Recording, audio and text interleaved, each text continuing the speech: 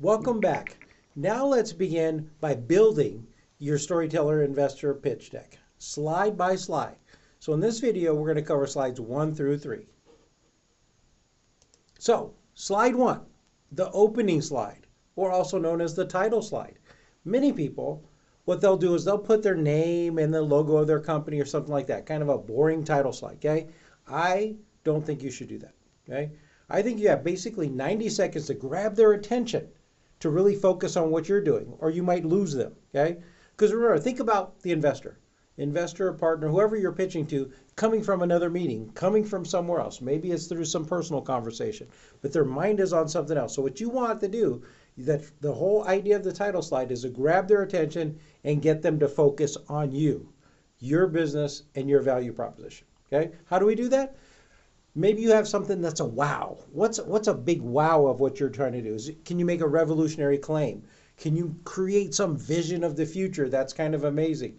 Or maybe use a bit of humor to maybe pull them in, but somehow grab their attention, okay? So here, a couple examples.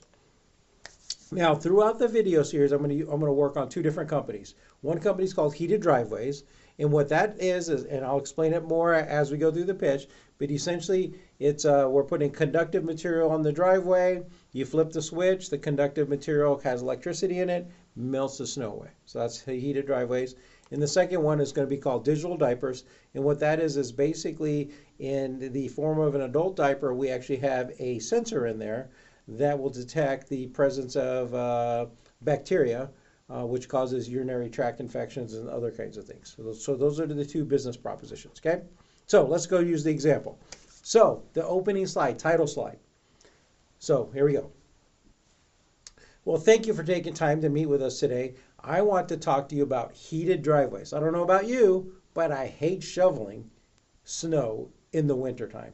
And we have a solution. Just simply flip the switch and melt your troubles away. Okay? So what I'm trying to do there is like, oh, so hopefully the investor's in there go, oh, flip the switch and melt your troubles away.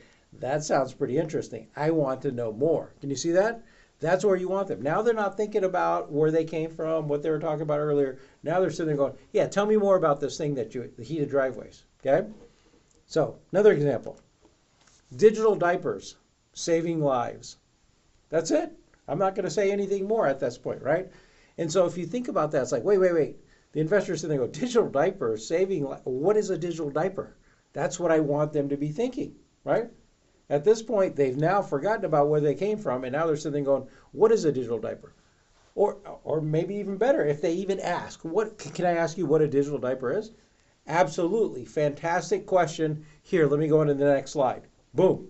You've got them. Okay? So that's the opening slide. So make it worthwhile, make it count, grab their attention. The second slide, slide 2. Okay? These first 3 slides, I should tell you, are the emotional slides. Okay? These are the slides where you're basically appealing to their emotional side, making them believe that you have an amazing and fantastic idea. It's all about the idea. If they don't understand the idea and they don't think it's compelling and it's a great idea, it doesn't matter what the other slides have in it. So these 3 are extremely important, okay? Slide 2. Now that I got their attention, I want to tell them what the problem is. So slide 2 is the problem. What is the problem? How big is the problem? Why does it need to be solved? If it's solved, it could be an extremely lucrative opportunity. You're appealing to their emotions. This is a big problem that has to be solved.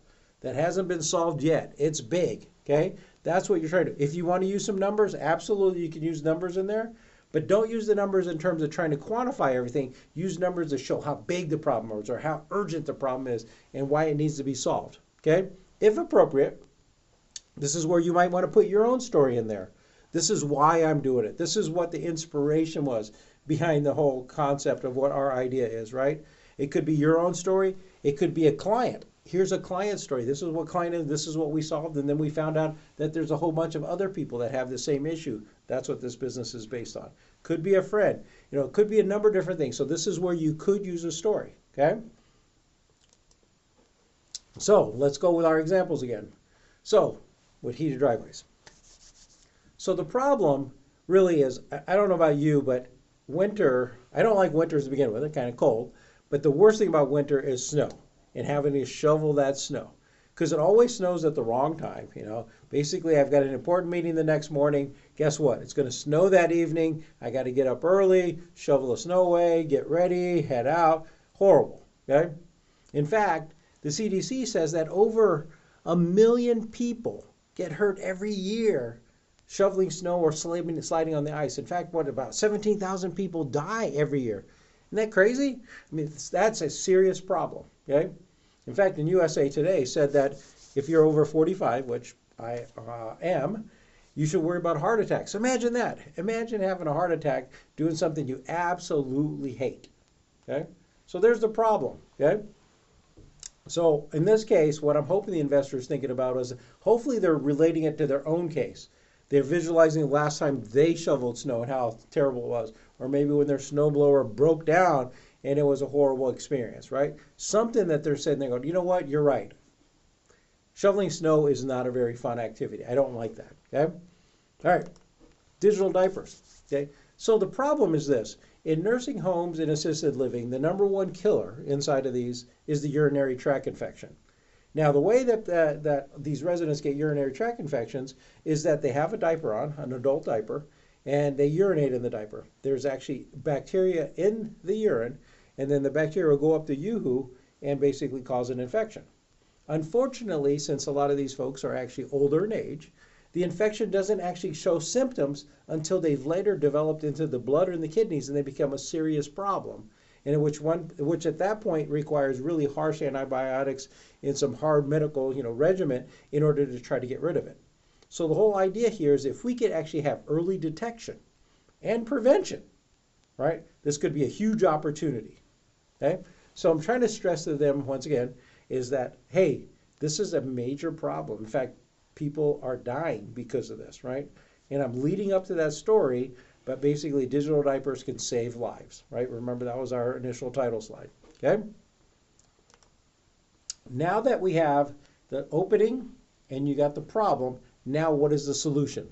This is where you tell them your amazing idea and how you're solving that problem. Make sure that when you tell them about your solution, that it's easy to understand, that anyone can understand it. At this point, it's not about drilling down and sharing exactly how it all works. What you're trying to do is make sure that they understand what the idea is and how it solves that problem.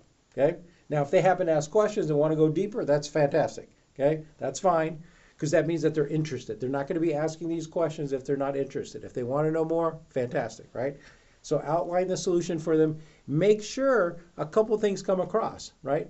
How is yours different? How is your competitive advantage in terms of that? Maybe show some of that. Show it's a very natural solution in terms of that, right? You might also make sure that it's related to the problem that you talked about. Seems pretty obvious, but you would be surprised how many presentations that I've been to where someone lays out the problem and then has a solution for a totally different problem, okay? Doesn't address the problem that they talked about, okay? So let's go through some examples here. Oh, if it makes sense, well, let me step back just 1 second. If it does make sense, show off your solution.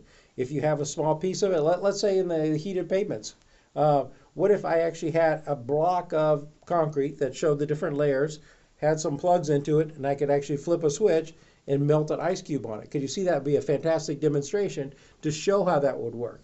If yours is a tech, maybe show a short demo, right? Show some screenshots if you don't have the whole thing built.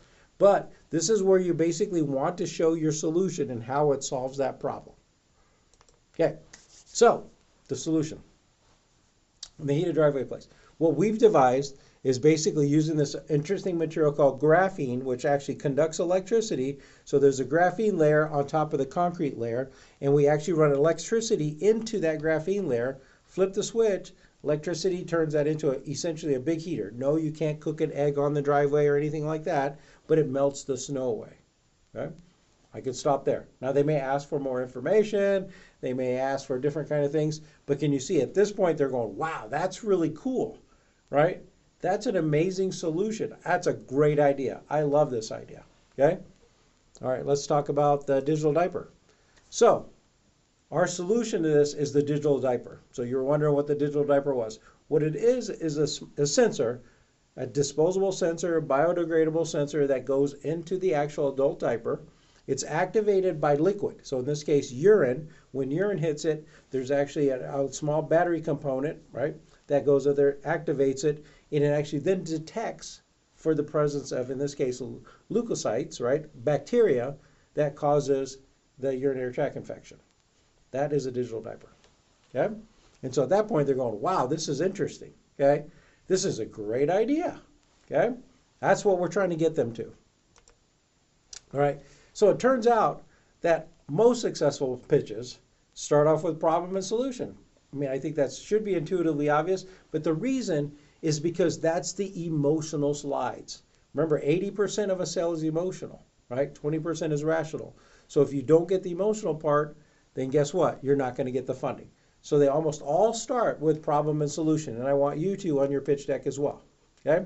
So, in conclusion of this video, slides 1 through 3 are your emotional slides. What you're trying to do is appeal to that 80% of that sale being emotional. This is that slide. Okay? I want you to rehearse it, practice it, make sure, try different variations. Okay? Because the key is, if at the end of the 3 slides, if the investor is not saying that's a great idea, you have an issue. Okay? Where you should be is the investor's going, wow, that is an amazing idea. That's a great idea. Okay? And then what you should see is a shift from the emotional side to the rational side, right? What they should be starting to think about is like, that's a great idea. How do you make money from that? How big is that market? Is there anyone else doing this? How are you going to price it? Do you have any current customers? Can you see all those questions? All those questions are rational questions, okay? And so essentially in your whole story, what you've gotten to is basically you have the investor going, wow, this is a great idea, right? That's the emotional part, okay? They like it, okay? Now you got to bring it home by answering all the rational questions. How big is that market? How do you price it? Why are you better than the competition? Who's on your team? All those pieces that we're going to cover in the next 2 videos.